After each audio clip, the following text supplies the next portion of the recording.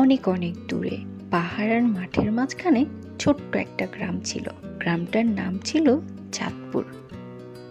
রাতে এখানে চাঁদ এত উজ্জ্বল হতো যে মনে হতো আকাশ নেমে এসেছে।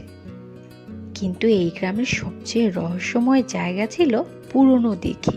লোকজন বলতো ওখানে গেলে নাকি ভূত দেখা যায়, তাই সন্ধ্যার পর সেখানে কেউ যেত না। কিন্তু ভূতটা আসলে কে সেটা কেউই জানতো না। অনেক বছর আগে এই দিঘির পাশে একটা বটগাছ ছিল।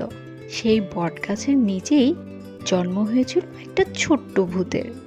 নাম ছিল তার ভূতু।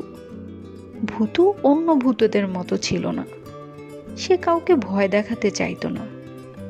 কাঁদতে দেখলে তার মন খারাপ করত। আর সবচেয়ে সে বেশি ভালোবাসতো শিশুদের।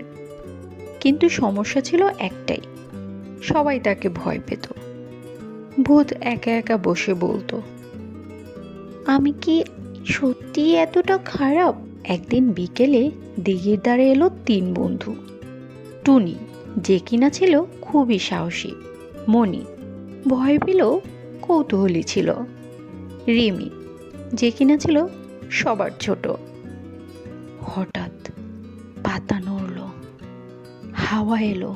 মণি বলল, ভূত ভূত। ভূতু ধীরে ধীরে বের হলো। কিন্তু সে বলল, ভয় পেও না, আমি ভালো। রিমি হেসে বলল, ভূত কাকা।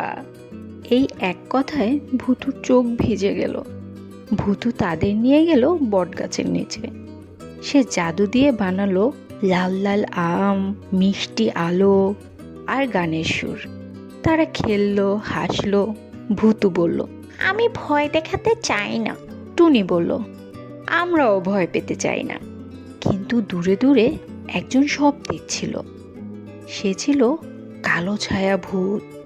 তার চোখ ছিল লাল, গলা ছিল খুবই ভারী। সে চিৎকার করে বলল, এই দিঘি আমার। আকাশ মেঘে ঢেকে গেল। হাওয়া জোরে জোরে বইতে লাগলো।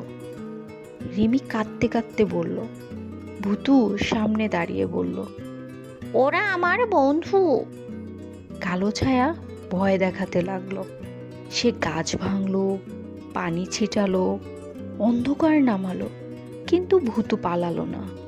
সে মনে মনে বলল, ভয় দিয়ে নয়, ভালোবাসা দিয়েই জেতা যায়। সে দিঘির জাদু ডাকলো। দিঘি আলোয় ভরে গেল। কালো ছায়া ভূত ধীরে ধীরে ছোট হয়ে গেল। সে কাঁদতে কাঁদতে বলল, আমি একা ছিলাম। ভূতু বলল, একাকিত্ব মানুষকে খারাপ বানায়। বাচ্চারা এগিয়ে এসে বলল, তুমিও আমাদের বন্ধু হতে পারো।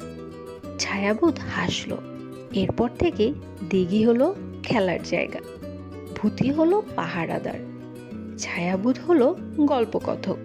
রাতে ভূতু বলতো, ভালো হলে ভয় থাকে না।